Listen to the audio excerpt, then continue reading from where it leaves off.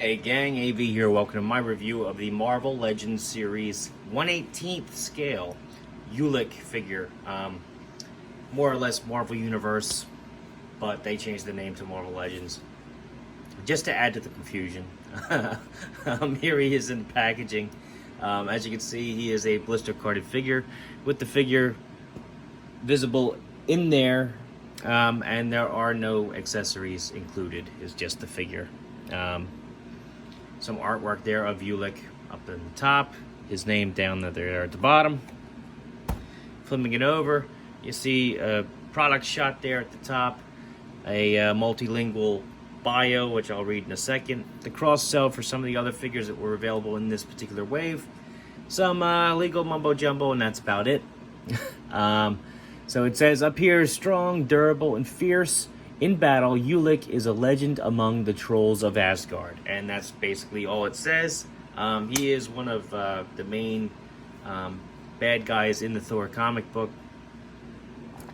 And I've already cut the tape to actually get me access to the figure that much quicker. So let's open the packaging and see how cool he is. All right, get that off to the side there.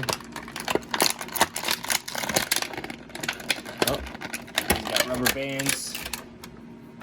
There we are. Okay. All right. So first and foremost, we're going to have a look at him.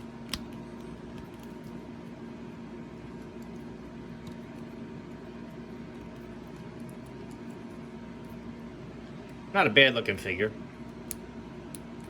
The head sculpt's pretty cool. The body is mostly reused parts except for the hands and feet, I believe.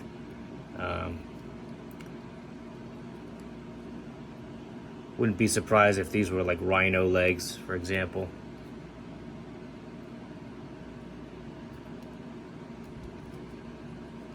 Not too bad. Alright, so his head is on a ball joint, does a full 360 degrees.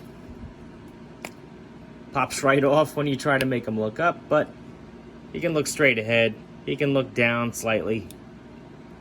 He can tilt from side to side to get some expression out of him, which is always nice. Arms can do a full 360 degree rotation. They can go up about that high, which is excellent. Pretty stiff on mine, frankly. There we go. Nothing at the bicep. He's got a single joint at the elbow, which enables him to bend about 90 degrees, which is not too bad. Full 360 degree rotation there. Hands, 360 degree rotation there. No hinge, and as you can see, he's got his knuckles here and sculpted closed fists, so he cannot hold any items. This is removable if you feel so inclined. However, I'm not sure I can see where the peg is. Oh, yeah, okay, it's here. So you can unpeg it to take it off. His torso, diaphragm joint, offers a decent range of motion there. Can do a swivel and whatnot. Bend down, up. Not too bad. Side to side even, which is pretty cool. Legs. Ooh. Go out when I try to kick him up. Yeah, so he's got the peg that goes in on an angle there, which is a little odd. But he also has a hinge here, so you can bend the hinge and rotate the knee to get his leg straight up if you want.